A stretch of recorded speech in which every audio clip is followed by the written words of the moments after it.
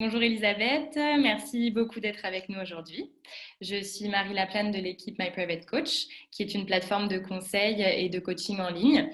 Donc on met en relation des personnes qui ont besoin d'être accompagnées sur différentes thématiques et par des experts comme donc, vous êtes là aujourd'hui dans le cadre de notre conférence sur le thème général de la réinvention et pour nous partager tous vos conseils et votre expertise donc sur la médecine holistique et plus précisément les énergies.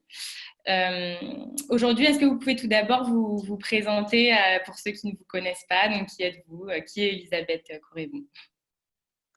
Alors déjà, bonjour Marie, et merci de m'accueillir pour cette conférence. Donc voilà, alors qui suis-je? Je suis donc énergéticienne holistique. Qu'est-ce que ça veut dire énergéticienne holistique? Ça veut dire que moi je travaille donc sur vos énergies chakriques. Donc, les chakras, ce sont des roues énergétiques qui sont également le siège de nos émotions. Donc c'est notre carte mémoire mère, c'est ce que nous emportons de vie en vie avec nous tout au long de nos réincarnations. Et cette carte mémoire mère est liée donc à notre subconscient. Et le subconscient, c'est lui qui nous mène par le bout du nez à chaque instant et fait que nous allons être et attirer dans notre vie ce que nous sommes par rapport à l'ensemble qu'émettent nos énergies donc chakriques, nos émotions et cette vibration qui va faire que nous allons attirer à nous exactement ce que nous raisonnons à l'intérieur de nous. Donc le côté holistique, qu'est-ce que c'est? C'est le corps, l'esprit qui ne font qu'un, l'âme et le cœur. Donc voilà, moi je travaille sur ces plans-là et je suis là lorsque vous venez me voir en consultation, donc bien sûr pour vous rééquilibrer entièrement énergétiquement, mais également pour vous sensibiliser à cette part d'éternité qui est en vous, cette dimension spirituelle qui va vous permettre de pouvoir travailler sur les problématiques qui vous empêchent d'avancer dans la vie. Donc D'accord. voilà, ça s'appelle aussi de la psycho-énergétique. Donc voilà. Et étant donné que je suis également passeuse d'âme, je vais de ce fait pouvoir vous délester des âmes qui sont sur vous, le cas échéant, et qui vous empêchent de vous libérer émotionnellement également, parce que les âmes qui viennent sur nous sont des brouilleurs énergétiques et elles viennent influencer notre ego et notre subconscient justement dans cette négativité qui fait que cela nous empêche d'évoluer dans la vie et d'aller vers qui nous sommes vraiment. Donc voilà, déjà d'une part, et je suis également, je réalise également des réharmonisations et protections des lieux pour les personnes qui ont des maisons qui sont souvent chargées, voire parfois des atmosphères qui sont jusqu'à être dangereuses. Donc voilà, je m'occupe de ça également et je fais donc à distance ou en présentiel. De toute façon, la distance n'a pas d'importance puisque nous sommes tous reliés, nous sommes tous l'énergie universelle. Donc D'accord. voilà. Merci beaucoup. Et si je peux vous poser la question de quel est un petit peu votre parcours, qu'est-ce qui vous a amené à faire ça aujourd'hui? Alors, mon parcours, moi je suis issue à la base de la dimension commerciale. Donc, pendant des années, j'ai été dans différents domaines commerciaux, hein. Et puis, voilà, je prenais du plaisir souvent à faire ce que je faisais, mais je n'étais pas alignée avec qui j'étais vraiment. Et puis, la vie est faite eh bien, d'épreuves. J'en ai traversé quelques-unes et certaines m'ont, comment dirais-je, m'ont tellement secouée et fait réagir que je me suis, comment dire, ouverte spirituellement. Vous savez, tout au long de la vie, ces épreuves que nous venons donc vivre sur Terre, quand nous nous réincarnons, hein, ces épreuves, nous les choisissons nous-mêmes. Et ces épreuves, donc, elles vont nous aider ou soit à nous ouvrir, ou soit à nous refermer dans ces fameuses émotions à fréquence très très basse.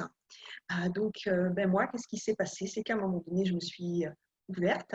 Et puis, à un moment donné, je me suis dit, qu'est-ce qui se passe? C'est un vrai bouleversement dans ma vie. Je commence à ressentir, avoir des tas de choses que j'aurais jamais cru possibles avant. Et là, j'ai commencé donc à étudier la question, à travailler sur moi Et puis, voilà, essayer de comprendre, développer, expérimenter un maximum. Et puis, à force, eh bien, les personnes qui étaient dans mon environnement proche, un jour m'ont dit, mais pourquoi est-ce que tu ne ferais pas ça pour aider les autres? Alors bon, je faisais ça pour aider les autres, mais de façon amicale. Et puis bah voilà, à un moment donné, j'ai sauté le pas, j'ai quitté donc le salariat et j'ai de ce fait quitté le rêve des autres pour pouvoir commencer à vivre mon rêve à moi. Et c'est comme ça donc que j'ai ouvert ce cabinet et que maintenant, eh bien, je suis exactement dans mon élément, comme un poisson dans l'eau, et je m'occupe des autres. Et je les aide à grandir, je les aide à déployer leurs ailes. Et chaque jour, ça m'aide à également moi-même déployer mes ailes un peu plus. D'accord, merci. D'accord, bah, ça a l'air très intéressant. Aujourd'hui, du coup, vous allez nous parler un petit peu plus précisément des basses fréquences émotionnelles et du coup de Oui, l'impact qu'elles peuvent avoir sur notre santé. Donc, pour oui. ceux qui ne sont pas du tout sensibilisés à cette médecine qui est un petit peu parallèle, qui est holistique sur les énergies, est-ce que vous pouvez nous présenter ce que c'est et puis après, voilà, nous dire sur quelle manière ça va nous impacter psychologiquement, physiquement aussi peut-être, je pense. Et donc voilà, nous donner un petit peu votre point de vue et partager avec nous peut-être les clés de la résolution pour certains problèmes qu'on ne connaît pas. Bien. Alors, qu'est-ce que c'est que les énergies basse fréquence? C'est tout ce qui va être lié à la colère, au fait de ne pas vouloir pardonner, à être dans la rancœur, dans la rancune, dans le jugement, dans la médisance, dans la négativité, dans le passé.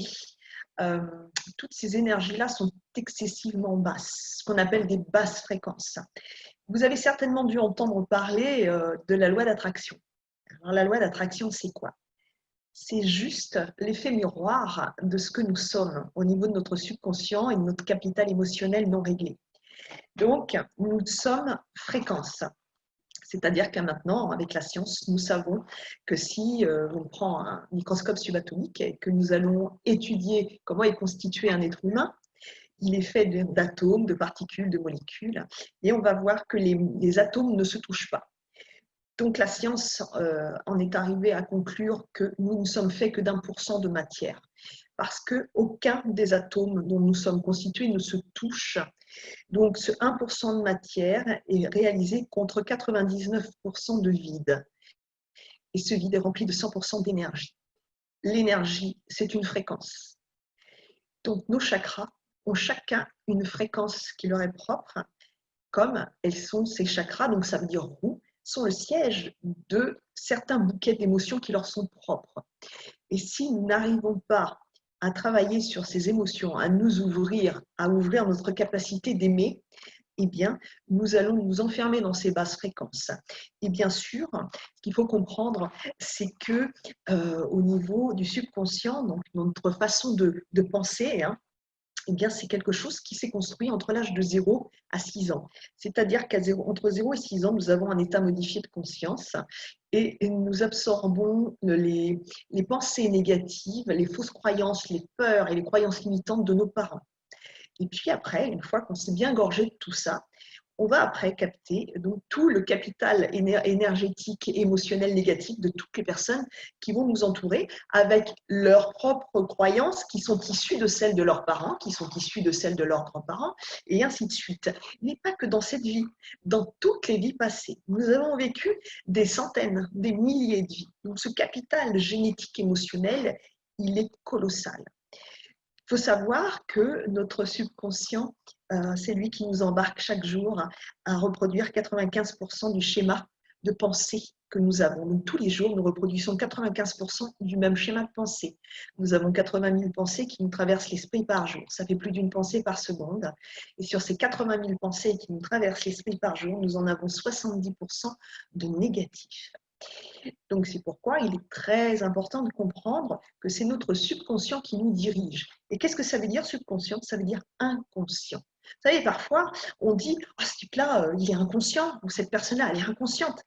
Mais nous sommes tous inconscients parce que nous ne savons pas penser par nous-mêmes. Nous sommes dans une espèce d'égrégore collectif immense qui est justement celui de la peur, celui des fausses croyances d'autres personnes, celui qui va faire que nous allons nous limiter dans tout ce que nous voulons entreprendre dans la vie. Nous sommes notre pire ennemi, hein. Et ce sont ces croyances-là qu'il est important, donc, et c'est ce à quoi je contribue à chaque jour avec mes patients, c'est de les aider justement à changer ce schème de pensée et à travailler sur une reprogrammation de l'ADN. Il faut bien comprendre que maintenant, génétiquement, hein, nous savons que nous pouvons reprogrammer 95% de notre ADN.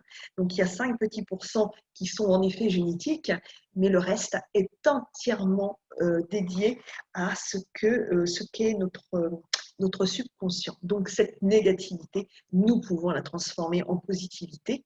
Donc, ça, c'est extraordinaire. Ça veut dire que tout est possible. Tout est possible. Et alors, justement, mon travail va consister, lorsque vous allez venir me voir, je vais vous rééquilibrer, je vais vous sensibiliser à certaines choses. Jamais je ne vous donnerai ni conseil, je ne vous dirai jamais ce que vous devez faire, mais par contre, je vous inviterai à le faire si vous avez envie de progresser, si vous vous engagez vis-à-vis de vous à changer les choses, à lâcher le passé et à marcher droit devant vous, en regardant droit devant vous pour aller là où sont vos rêves. Et c'est comme ça que moi, je réveille les gens, je les secoue, je les réveille. Et puis après, libre à chacun de vouloir se mettre debout et d'avancer. Vous savez, on a tous un réveil qui est différent. Le matin, il y a des gens, ils ont un réveil, tout de suite, ils sont souriants, d'autres, il faut la tête, d'autres, ils ont du mal à se lever, d'autres, c'est des ressorts. Voilà. Et donc, moi, je suis là juste pour vous apporter une paire d'ailes, vous réveiller, vous secouer un peu, vous partager des outils pour vous aider justement à vous reconnecter à cette dimension, à cette part d'éternité qui vous appartient et vers laquelle nous tendons tous. Parce que vous savez, actuellement, on entend beaucoup parler de ce cheminement, comment dire, le parcours de l'âme. Pourquoi est-ce qu'on est sur Terre? Quelle est ma mission de vie? Et bien, c'est simple, hein. Pas oublier que nous sommes des êtres spirituels qui sommes venus vivre une expérience matérielle sur Terre. Et comme tout être spirituel, à la base, nous ne sommes faits que d'amour, de compassion, d'amour bienveillant, de douceur et d'amour inconditionnel. Et c'est ce vers quoi nous tendons tous. C'est ça notre mission, hein. Alors bien sûr, ces basses fréquences, elles prennent tellement de place dans notre vie qu'elles nous empêchent de nous ouvrir à l'amour, à la bienveillance. Ça, c'est cette dimension. On parle d'amour et de bienveillance, mais on pense toujours à celle que l'on doit donner aux autres. Mais on ne pense pas à celle que nous devons nous accorder à nous en premier lieu, parce que nous ne pouvons espérer offrir à l'autre ce que nous ne savons pas nous accorder à nous-mêmes. C'est très intéressant et est-ce que par ça, quand vous parlez donc du fait qu'on a en nous, avec nous, plusieurs générations, un petit peu comme vous dites, plusieurs choses qu'on pense que ça vient de nous, mais au final, ça vient de la société, ça vient des autres. Est-ce qu'avec avec le travail que vous faites, vous direz que vous aidez les gens à retrouver leur essence ou vous créez une nouvelle essence? Est-ce qu'il y Non, a... Pardon. pardon, non, non, je vous en prie, Marie. Non, je voulais dire, est-ce qu'il y a une essence différente dans chaque personne et du coup, vous réveillez un petit peu ce, cette envie qui a toujours été là, mais qui est brouillée par tout ce qu'on rencontre au quotidien, les autres, voilà, la société, les normes et tout ça. Est-ce que vous réveillez ça ou alors est-ce que vous créez avec la personne une nouvelle essence? Alors, je les réveille, oui, pour qu'ils apprennent à penser par eux-mêmes. Il faut bien comprendre que, par exemple, pour un jeune adulte, il ne sait pas penser par lui-même avant l'âge de 25 ans. Pourquoi? Parce que le cerveau n'a pas été achevé avant l'âge de 25 ans. Donc, il pense par les marqueurs des autres. Bien sûr, alors il va penser par les idées de papa et maman, des grands-parents. C'est ça, c'est ces fameux marqueurs qui sont là. Donc, moi, je ne vais pas faire le travail, je ne vais pas aider à faire le travail, entre guillemets. Le travail ne m'appartient pas. Chacun a son plan réincarnatoire propre. Il faut bien comprendre. Avant de nous réincarner, c'est nous qui choisissons ce que nous allons être, à quoi nous allons ressembler, qui vont être nos parents, quelle famille nous allons avoir, dans quel niveau social nous allons évoluer, la couleur de notre peau, notre religion. Nous choisissons tous si nous allons être beaux, laids, petits, gros, grands, avec un goitre magnifique, difforme. On choisit tout parce que tout est une expérience intéressante. Celui qui arrive sur Terre et qui reprend son plan réincarnatoire, beau, riche, vous vous rendez compte ce que c'est, ce que ça demande? Ça demande de ne pas se laisser séduire par toutes les tentations que l'on peut avoir, que l'on peut rencontrer dans sa vie. Celui qui est moche, qui est pauvre, lui c'est pareil. Il va être dans un effet qui va être à l'opposé, mais ça va être très compliqué aussi parce que la laideur rebute. Mais ça ne veut pas dire que lorsqu'on est laid, on n'a pas un cœur magnifique. Et ça ne veut pas dire que lorsqu'on est beau, on est parfait à l'intérieur. Vous voyez, c'est ce 1% de matière qui trompe le monde entier. Et c'est pourquoi le monde marche sur la tête à l'heure actuelle. Pourquoi? Parce que nous aimons tout ce qui est matériel et nous nous servons de tout ce qui est humain. Et normalement, si nous étions équilibrés et dans l'amour, nous serions dans l'amour de tout ce qui est humain et nous serions que à nous servir de ce qui est la matière. Nous inversons les choses. Nous ne prenons pas les choses dans le bon ordre et nous ne comprenons pas que nous sommes focalisés sur juste 1% de matière. Nous sommes faits de 99% de vie, de 100% d'énergie. Nous sommes l'énergie universelle. Alors maintenant, si vous vous référez à la physique quantique, vous savez, c'est maintenant les grands esprits de ce monde. C'est la physique quantique. C'est en train d'exploser dans le monde entier. Ça remet tout en question parce qu'avant, la physique mettait de côté cette dimension spirituelle qui nous anime tous. Mais maintenant, ils ont bien compris que ça ne pouvait pas être divisé, qu'on ne pouvait pas nous diviser. Nous sommes l'unité. C'est ce qui fait notre force et c'est ce qui va nous permettre de pouvoir réaliser ce que nous sommes vraiment, vous savez. Et cette force-là, il faut la cultiver. Et cette force, qu'est-ce que c'est? C'est l'amour. Et l'amour, c'est une haute fréquence. L'amour, c'est une très, très haute fréquence. Et quand vous voyez les fréquences qui sont basses, qui sont dans la matière, donc tout ce qui est lié à la peur, au non-pardon, au jugement, tout ça, c'est très, très bas. Alors, vous savez, ça se situe dans le chakra du plexus solaire. Le chakra du plexus solaire, il est relié à notre pancréas et de ce fait, il est relié à notre système digestif. Et le siège de la colère, c'est le foie. Donc, vous voyez, les gens qui ont des problèmes de digestion, alors je ne parle pas de la malbouffe, bien sûr, mais après, il y a des choses qui sont tellement longues à digérer parfois dans la vie, et les gens qui ne veulent pas pardonner, ce qu'il faut bien comprendre, c'est que s'ils ne veulent pas pardonner aux autres, c'est qu'ils sont tellement en conflit avec eux à l'intérieur qu'ils n'ont pas ce pardon pour eux-mêmes. Ils ne s'accordent pas le pardon. Alors vous me direz, mais qu'est-ce qu'on doit se pardonner? Qu'est-ce qu'on doit se pardonner? Ben, c'est simple. On doit déjà se pardonner le fait d'avoir laissé d'autres personnes que nous faire du mal. Comprenez bien, le mal ne vient jamais de l'extérieur. Une personne peut nous dire ou faire des choses qui sont terribles, mais si ça travaille sur notre capital émotionnel, si ça fait remonter en nous des émotions qui sont dures à gérer, ça veut dire qu'à l'intérieur, ça n'est pas réglé. Les plaies sont encore ouvertes et fragiles et fraîches. Et si une personne nous fait du mal, c'est que nous la laissons entrer par les brèches qui nous affaiblissent. Et c'est comme ça que nous lui laissons la permission de nous faire du mal. Et ça n'a rien à voir avec l'âge. Parce que, n'oubliez pas, nous choisissons. Nous choisissons qui nous allons être. Et après, il va y avoir donc ces épreuves qui vont nous permettre d'avancer. Ça s'appelle le karma. Alors, le karma, c'est quelque chose qui est un nom qui sonne, ça sonne bien le karma. Qu'est-ce que ça veut dire? Karma, ça veut dire action. Alors, oui, on nous dit, oui, ce que tu as fait dans une autre vie, ça va te revenir et tout. Oui, bien sûr, bien sûr. C'est sûr que nous récoltons ce que nous semons, il faut bien comprendre. C'est pourquoi il est important d'être droit dans ses bottes, d'être droit avec soi-même, parce qu'un jour, si ce n'est pas dans cette vie-là, ce sera dans la prochaine. Mais si nous volons que nous spolions les autres, eh bien un jour nous serons volés et spoliés. Si nous faisons du mal, si nous manipulons les autres, un jour ou l'autre, nous serons également maltraités et manipulés. Et quand on fait ça aux autres, eh bien la première personne à qui nous le faisons, c'est à nous. Il faut bien comprendre. Quand on n'arrive pas à respecter l'autre, c'est parce qu'on ne se respecte pas soi-même. Tout est toujours à l'intérieur de nous, hein. C'est pareil, quand il nous arrive quelque chose dans la vie, on a toujours tendance à dire c'est la faute de l'autre. Non, non, non. Ça s'appelle la puérilité. C'est quand on est encore dans les jupes de papa et maman qu'on n'a pas coupé le cordon ombilical. Non, non, non, non. La vie est faite d'étapes, d'épreuves. Nous attirons ce que nous vivons parce que nous sommes le miroir et son reflet. Nous avons programmé des choses qui vont nous arriver dans les grandes lignes. Le karma, ça veut dire action. Qu'est-ce que ça veut dire?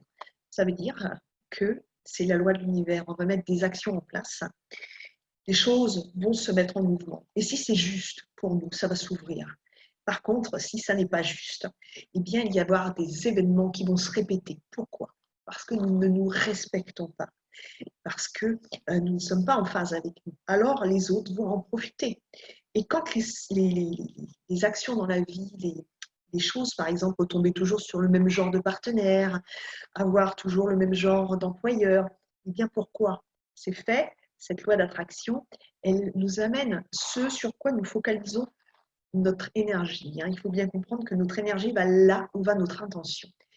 L'être humain a cette tendance extraordinaire à toujours focaliser sur ce qu'il ne veut pas. Ça va tourner comme ça, hein. Tout ce qui ne va pas être exprimé, ça va commencer à tourner là-dedans. Et ça peut durer des années, ça peut durer une vie entière. Et qu'est-ce qui va se passer? À l'intérieur de nous, ça va s'accumuler. Et puis, c'est comme une cocotte minute, à un moment donné, ça va exploser. Et c'est pour ça que parfois, il y a des choses terribles qui se passent dans la vie, parce que les gens ne se respectent pas. Ils ne savent pas se donner cette estime, cette valeur à eux-mêmes, parce que les gens ne s'aiment pas. C'est ça le problème.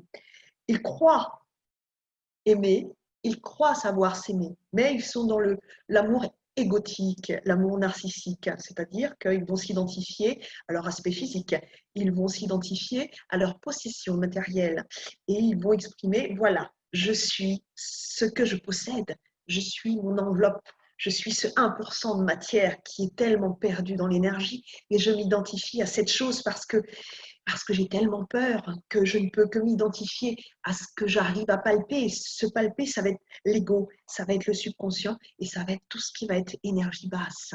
Ça va être se rattacher à une maladie qu'on va avoir. Ça va être pour se différencier. L'ego aime nous différencier, nous mettre sur un piédestal. Donc, nous allons parler de tous nos malheurs. Parce que moi, tu te rends compte, je vis des choses que toi, tu ne vivras jamais. Moi, je suis à part. Moi, je suis différent. Voilà. Et je montre ce que je possède. Je montre ma carte de visite avec un grand titre dessus. J'ai des possessions. Regarde qui je suis. Je suis ce que je possède. Et ça s'appelle l'attachement. À partir du moment où on va être attaché à des biens matériels ou à des personnes, ça veut dire que nous allons perdre cette liberté de l'amour intérieur parce que nous ne vivons qu'à travers le regard de l'autre ou de ce que nous possédons. Mais si du jour au lendemain, l'autre ne nous regarde plus de la même façon, nous allons être perdus et nous ne saurons plus qui nous sommes. Et c'est là que nous allons en plus complètement sombrer. C'est ça le détachement.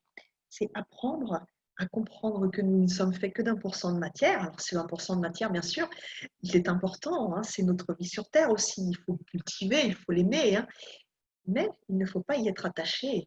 Il faut l'aimer avec bienveillance, avec amour. Donc, nous ne sommes pas parfaits. Nous avons tous des défauts. Et puis, c'est comme ça qu'on va apprendre à s'aimer, à aimer ses petits défauts, ses différences. Le fait de ne pas être dans un moule, pas être stéréotypé. C'est ça qui est intéressant de cultiver. Et puis après, c'est cultiver ce jardin intérieur. Vous savez, la lumière ne vient pas de l'extérieur, elle ne va pas émaner de votre part d'1% de matière, elle va émaner de votre part de 100% d'éternité, d'énergie. C'est ça la lumière, hein. Quand on veut briller par l'extérieur, c'est qu'il n'y a pas de lumière à l'intérieur. Quand on a tout ce qu'il faut à l'intérieur, on n'a plus besoin de vouloir briller, c'est naturel. D'accord. Et alors, moi, ça me parle pas mal personnellement parce que du coup, c'est vrai que j'ai déjà été sensibilisée à ce genre de choses. Mais pour les personnes qui ont il y a des gens qui ont beaucoup de mal à croire parce que ça passe aussi par une croyance, je pense, enfin, ou un déclic, par quelque chose qu'il faut accepter et travailler, parce que je pense que c'est un gros travail sur soi-même. Et on dit souvent, il faut apprendre à s'aimer soi-même avant d'aimer les autres. Donc du coup, ça fait tout à fait écho à ce que vous dites. Et pour les gens qui qui sont très malades ou les gens qui rencontrent des difficultés qui sont difficiles à, comment dire, enfin, qui sont difficiles à visualiser avec ce regard-là. Comment est-ce que vous arrivez à sensibiliser ces personnes-là sur le regard que vous avez qui est pas forcément, enfin qui est du coup qui passe par vraiment la réflexion, par le changement de la pensée. Je sais pas si ça passe aussi par la pensée positive ou toutes les choses qu'on entend un petit peu autour de nous, souvent parce qu'en plus aussi avec cette période qui a été compliquée pour tout le monde et qu'il est encore en changement, c'est vrai que je pense que les gens se remettent en question et il y a un côté où on se rend compte que tout ne peut pas se régler avec le matériel ni les médicaments, qu'il y a vraiment des choses qui sont souvent magiques parce qu'on ne contrôle pas. Et du coup, voilà, c'était ma question. Comment est-ce que vous faites pour sensibiliser ces personnes-là qui ont jamais été sensibilisées à cette approche? Alors, on partage énormément de choses. Bien sûr, les gens qui viennent me voir vont me parler de leurs doutes, de leurs peurs, de ce qui les a freinés dans leur vie, de ce qui les met encore en colère. C'est toujours la même chose. C'est ça, cette colère qui est là omniprésente. Cette espèce de boule de feu à l'intérieur de nous qui fait que nous sommes en guerre et en guerre perpétuelle. Le monde est à l'image de ce que nous sommes. Le monde n'est pas en paix. Il y a toujours la guerre quelque part. Il y a toujours cette lutte pour le pouvoir, pour prendre ce qui appartient à l'autre, pour avoir plus et encore et encore. C'est cette espèce de manque, de vide que nous avons en nous. Alors, les personnes, je m'occupe aussi de personnes qui sont parfois atteintes du cancer, qui sont en stade terminal, qui sont des personnes aussi dans l'accompagnement en fin de vie, enfin, bon, plein de choses comme ça. Eh bien, vous savez, euh, les gens sont, comment dire, sont prêts à partir du moment où ils désirent l'être. On ne peut pas forcer les choses. Moi, je ne peux pas les convaincre. Ce n'est pas mon travail. Hein.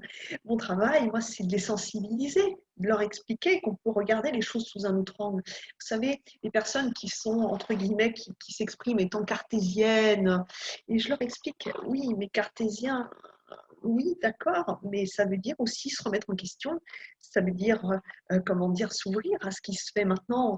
Les cartésiens, souvent, sont très campés sur des choses qui ont été dites il y a 300, 400 ans en arrière. À un moment donné, il faut savoir que les choses évoluent et puis qu'on a fait des redécouvertes, hein, des redécouvertes par rapport à ce qui se passait il y a 5 7 000 ans en arrière, hein, au niveau de l'Égypte antique, entre autres, hein, par rapport à ces médecines parallèles énergétiques. Donc moi, qu'est-ce que je fais? J'essaye de leur communiquer des outils en leur expliquant comment s'en servir, des choses d'une simplicité enfantine, mais qui sont très puissants. Et puis, je leur explique qu'ils ne sont pas seuls. Hein. Je leur explique également que à partir du moment où on commence à avoir foi en soi, on commence à reprendre confiance en soi, eh bien, on va voir les choses autrement. Et forcément, en s'aimant un peu plus, alors pas avec le jeu égotique, hein, le jeu spirituel, hein, c'est pas les mêmes.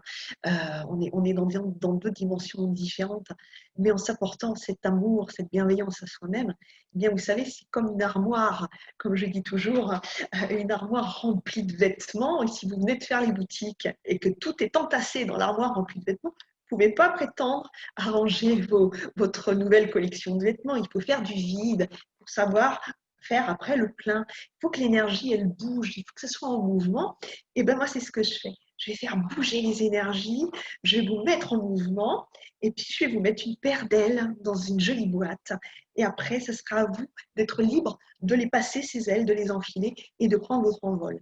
Et là, après, moi, je suis là pour voir si vous arrivez à quitter le nid, à vous envoler de façon harmonieuse pour retrouver votre autonomie et votre joie de vivre. D'accord. Et alors, c'est vrai qu'on connaît, il y a des choses aussi qui sont faites avec, par exemple, ceux qui travaillent avec les pierres, les naturopathes qui travaillent avec le massage, la médecine chinoise, il y a plein de choses. Donc, vous, ça passe par la parole, vous travaillez beaucoup par la parole et avec vous faites réfléchir, vous amenez les personnes que vous accompagnez à la réflexion, ou ça passe aussi par quelque chose de pratique que vous faites Oui, je vais déjà les réharmoniser. C'est-à-dire que pendant que nous allons échanger, je vais en même temps, pendant que nous parlons, les réharmoniser entièrement énergétiquement. Je vais bien sûr les délester des âmes qui seront sur les personnes Parfois, il y a des âmes donc, qui sont des plans parallèles, parfois des âmes qui viennent du bas astral, qui sont des âmes très puissantes hein, et qui sont là pour nous empêcher de progresser. Et donc, moi, ce que je vais faire, ben voilà, je vais les délester, je vais entièrement les checker avant qu'ils n'arrivent pour avoir une analyse énergétique complète de leur état, entre guillemets, l'état énergétique, hein, bien sûr. Je scanne les gens. Alors, bien sûr, hein, je ne scanne pas tout le monde parce que sinon, ça serait épuisant et puis je deviendrais folle. Mais à partir du moment où c'est un patient qui vient me voir, donc je vais le scanner avant qu'il n'arrive pour savoir exactement comment il est comment dirais-je, à l'intérieur au niveau énergétique. Et après, par rapport à son discours, je vais pouvoir réaliser si cette personne est en adéquation entre son état intérieur et son état extérieur. Vous savez, on dit toujours que c'est très important que les actes et les paroles soient en concordance. Hein. Souvent, les gens parlent beaucoup, mais les actes ne suivent pas. Donc, c'est pourquoi les mots n'ont pas tant de valeur. Ce sont les actes qui comptent. Ce sont les actes qui vont faire qu'une personne va être droit dans ses bottes ou non. Hein. Ce n'est pas les paroles, les mots s'envolent. Hein. Mais les actes, eux, sont puissants. Hein. C'est ça qui va faire la différence. Et donc, voilà, moi, je vais les aider à reconnecter les deux et puis, bien sûr, à réfléchir, hein, parce que nous avons un cerveau quand même qui serve. Hein, ce n'est pas juste un émetteur-récepteur à un moment donné. Il faut se servir de notre cerveau de façon intelligente.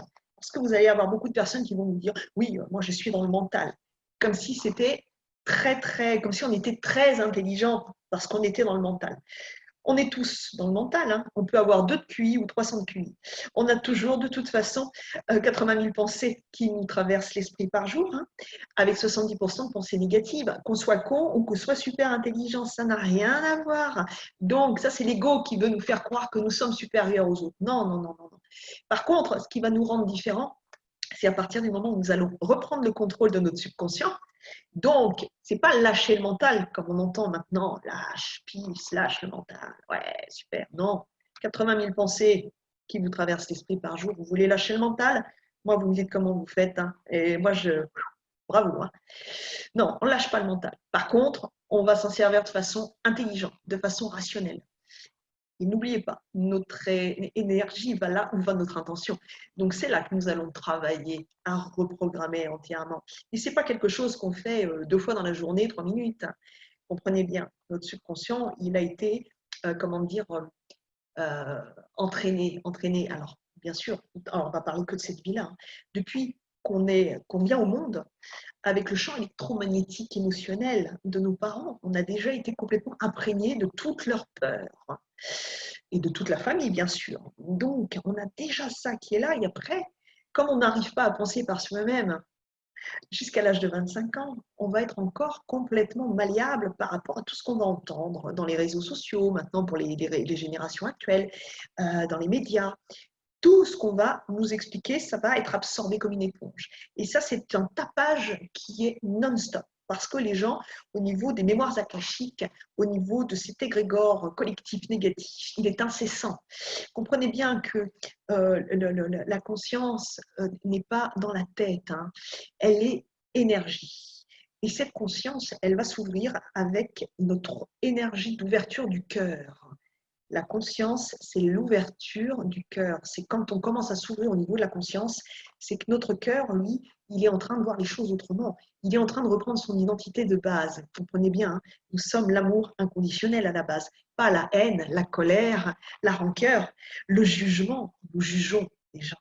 Dès que nous voyons quelqu'un, nous allons tout de suite le sous-peser, le toiser, le juger. On ne sait même pas qui il est, on ne sait pas ce qu'il a vécu, on ne sait rien. Mais ça y est, on l'a jugé. Et c'est beau, hein. Puis c'est simple, c'est pratique, c'est facile. Et puis, ça évite de se remettre en question soi-même. Hein. Donc, moi, ce que je vais partager dans ce domaine, c'est, oui, et expliquer aux personnes comment ça se passe au niveau des émotions, comment on les accueille, qu'on en fait, comment il est important d'accueillir les situations, surtout celles qui nous dérangent. Et oui, c'est ça qui nous heurte. Hein. Mais c'est cette façon de voir autrement les choses. Vous savez, vous pouvez demander à 2 personnes, vous allez mettre 2 personnes l'une à côté de l'autre, une qui va avoir 4 de dioptrie à un œil et 3 à l'autre, et vous demandez à celui d'à côté qui a 10 sur 10, vous allez demander aux deux comment ils voient le monde. Ils ne vont pas le voir de la même façon. Hein. Tout va dépendre de notre façon de voir les choses et savoir que nous ne voyons pas plus loin que le bout de notre nez parce que nous sommes enfermés dans nos croyances. Et ces personnes qui sont, entre autres, cartésiennes, hein, nous sont dans cette espèce comment dirais-je, oui, d'expression. Moi, de toute façon, je ne crois que ce que je vois. Ah, ouais, ça c'est saint Thomas. Oui, oui, mais lui, il a vu, hein, il a vu le Christ, il a vu la résurrection du Christ. Donc, déjà, il faudrait comprendre à quoi cette phrase est reliée. Et moi, ben, vous savez, moi, ma philosophie, c'est que moi, je vois ce que je crois. Et là, d'un seul coup, le monde s'ouvre, l'univers s'ouvre, tout prend une autre dimension. Et ça, c'est très intéressant parce que ça aide à grandir, ça aide à prendre son envol, ça aide à devenir libre. Et ça, la liberté, ça n'a pas de prix. Vous avez pu vous en rendre compte ces derniers temps. Tout à fait. Et du coup, vous pensez que c'est plus simple, enfin vous pensez, vous me dire, parce que je ne sais pas, mais quand vous dites qu'on est jusqu'à 25 ans, c'est plus malléable, c'est plus facile d'être orienté vers une direction ou vers une autre, ou c'est plus compliqué pour vous d'accompagner des personnes, enfin, plus ils ont d'expérience dans la vie, plus c'est compliqué pour vous de les amener vers quelque chose de différent ou de les libérer, ou alors ou pas du tout? Moi, je ne libère personne, hein. Personne ne peut libérer l'autre, hein. Il n'y a que l'autre qui peut se libérer lui-même, hein.